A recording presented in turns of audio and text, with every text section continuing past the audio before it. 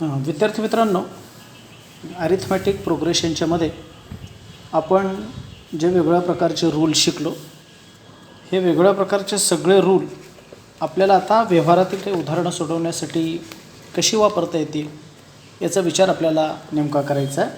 म्हणजे apply the theory of and formula of and arithmetic progression in solving various word problem which we come across in day to day life. आपल्या दररोजच्या जीवनामध्ये येणारे काही उदाहरणं आपल्याला अरिथमॅटिक प्रोग्रेशनच्या माध्यमाने सोडवता येतील का याचा विचार आपण 3.4 मधल्या प्रॅक्टिस सेटने आपण करणार आहोत. याच्यातलं पहिलं एक्झाम्पल आहे. मी आता एक्झाम्पल लिहिण्यात वेळ घालवत नाही, तर एक्झाम्पल वाचतो आणि त्याच्यावरनं आपल्याला जी माहिती दिली ती आपण लिहूया. जे पहिलं उदाहरण आहे ते आपल्याला सोडवायचं आहे ॲक्च्युअल. का आता example on 1 January 2016 Sanika decide to save ₹10, ₹11 on second day, ₹12 on third day. If she decide to save like this, then on 31st December 2016 what would be her total saving? म्हणजे सानिकाने जानेवारी 2016 पासून असं ठरवलं की आपल्याला दररोज म्हणजे आज ₹10, उद्या ₹11, परवा ₹12 अशा पद्धतीचं त्यानं 1 जानेवारी 16 पासून नक्की केलं. एक रुपयाने वाढ करत जायची. सुरुवातीची रक्कम ₹10, तर ती 31 डिसेंबर 2016 पर्यंत नेमकी किती पैसे सेव्हिंग करेल, बचत किती करेल. बरोबर. म्हणजे मग आपल्याला जे दिलेलं आहे ते आपल्याला आधी मांडावं लागेल. मग ते काय कोणी म्हटलं, हे सानिकाने म्हटलं. सानिका सेव्स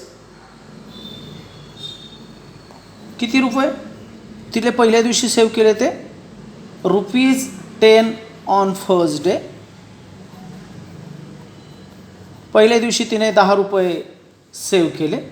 त्याच्यानंतर 11 on second day,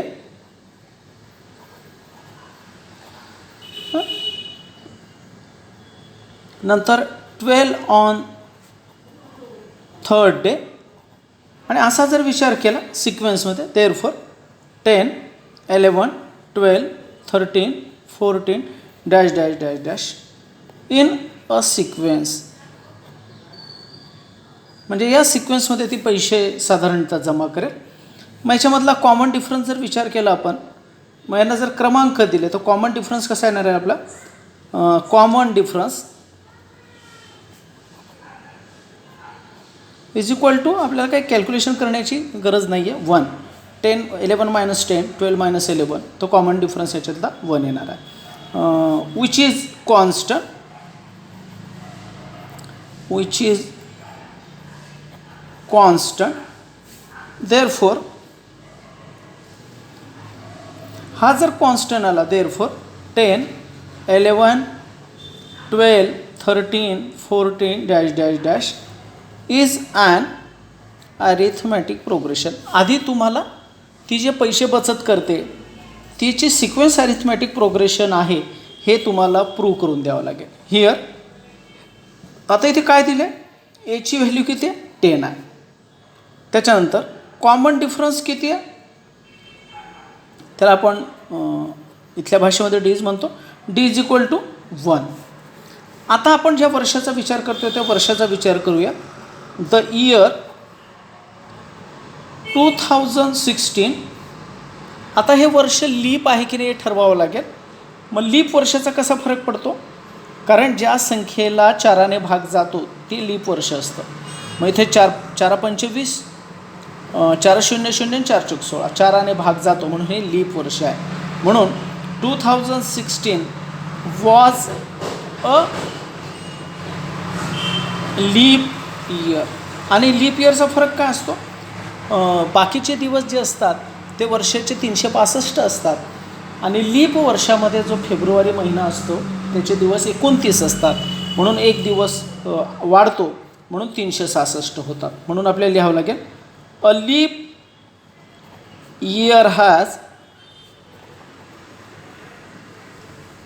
366 days. Therefore N is equal to 366. एनची किंमत 366 येणार. आता total saving in 366 days is summation of 366. कारण 366 दिवसाचं आपल्याला समेशन काढायचं आहे. मग आपला फॉर्म्युला आहे summation of n number is equal to n upon 2 in bracket 2a plus n minus 1 into d. Summation of 366 is equal to 366 divided by 2 in bracket 2 into एची value किती आहे 10 प्लस n मायनस 1 म्हणजे 366 minus 1 into d. डीची value difference किती आहे 1.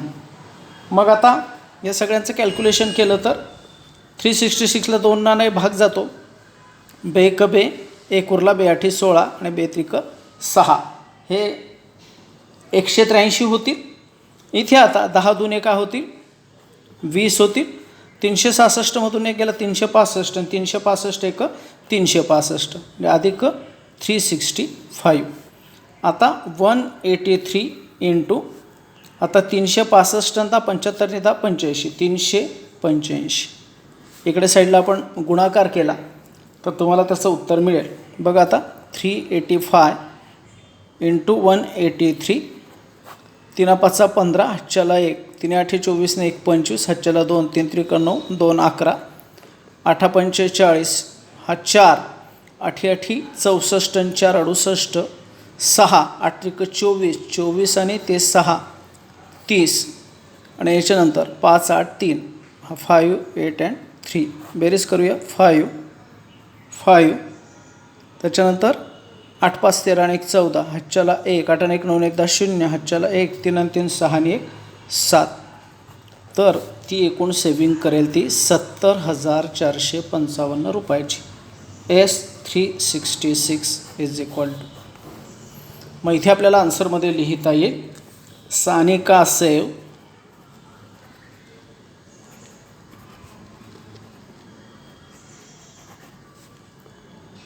₹70,455.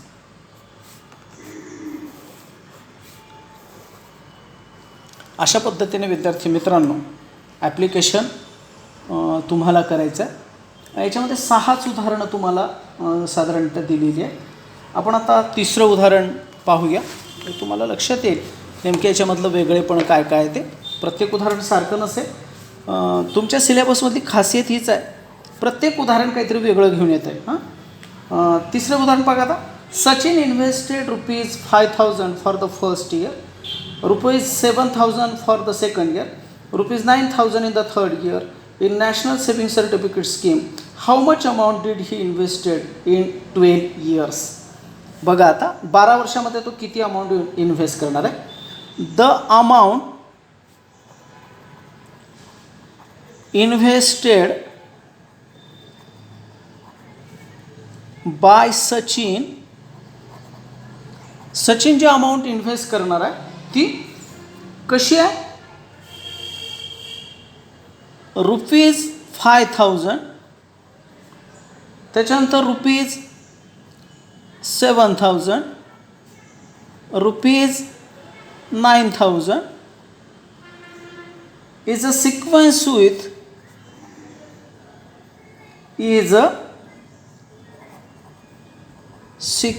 with common difference. कितीचा आहे common difference 2,000. 2,000 रुपयाचा कॉमन डिफरन्सने तो हे सगळं सेव्ह करतो आहे. Therefore above sequence is an arithmetic progression. वरची सिक्वेन्स ही अरिथमॅटिक प्रोग्रेशन आहे.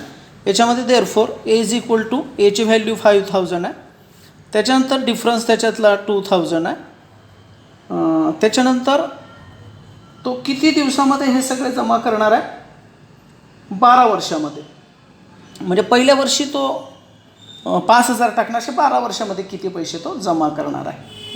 म्हणजे आपल्याला काय काढायचं आहे, n = 12, therefore S12 = question mark. आपल्याला S12 ची किंमत काढायची आहे. मग Sn = n/2 in bracket 2a + n-1 × d. तर S12 = आता यांची किंमत किती आहे, 12 आहे. 12/2 इन ब्रॅकेट 2 × याची व्हॅल्यू किती आहे, 5000 प्लस यांची किंमत किती आहे, 12 -1 × कॉमन डिफरन्स किती आहे, 2000 = हा बेसक 12 झाला, हा 5 दुने हे 10,000 झाले, प्लस 12मधून 1 गेला 11, 11 दुने 22, हे 22,000 झाले. हे 22,000 आणि हे 10,000 किती झाले, 32,000 झाले. 6 × 32,000. आता याने जर मल्टिप्लाय केलं, हे 3 झिरो ठेवून देऊया, 6 दुने 12, हातच्याला 1, 7 × 18 आणि 1 19. तर तो जर असं करेल तर 1,92,000 रुपये तो इन्व्हेस्ट करेल. मग इथे लिहायचं, सचिन इन्व्हेस्टेड 1,92,000 इन 12 years. तर 12 वर्षामध्ये तो साधारणतः 1,92,000 इतके रुपये बँकेमध्ये जमा करेल.